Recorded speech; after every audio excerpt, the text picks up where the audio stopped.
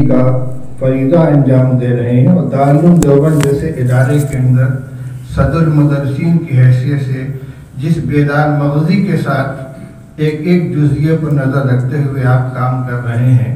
ابھی امیر الہند کے انتخاب کے سلسلے میں جتنے اوصاف کا تذکرہ کیا گیا تھا، کوئی شخصیت بلا کسی استثناء کے حضرت کے علاوہ اس وقت ہمارے سامنے نہیں ہے. حضرت کی معذرت کا مطلب یہ ہوگا کہ پھر ہمارے پاس کوئی ان کا متبادل نہیں ہے. اس لیے میں اپنی رائے بھی پیش کرتا ہوں اور اگر اجازت ہو تو میں اس نام کا اعلان بھی کر دوں. حضرت کی جہاں تک معذوری کی بات ہے، میں یہ عرض کرتا ہوں، حضرت مولانا محبوب الرحمان صاحب رحمۃ اللہ علیہ جس وقت امیر الہند منتخب کیے گئے تھے، ان کی عمر ہمارے حضرت سے کم نہیں تھی بلکہ زیادہ تھی. جی جی جی یہ گھر کی گواہی ہے بھائی، اس کو نظر انداز نہیں کیا جا سکتا. اور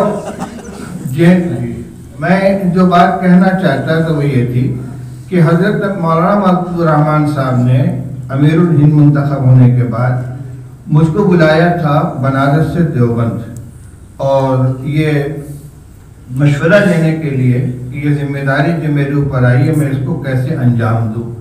اس وقت میں نے ان کو یہ رائے دی تھی کہ دستور میں بھی اس کی گنجائش ہے کہ آپ اپنا کوئی نائب منتخب فرما دیں اور کام اس کے ذریعے لیں، رہنمائی آپ کی ہو.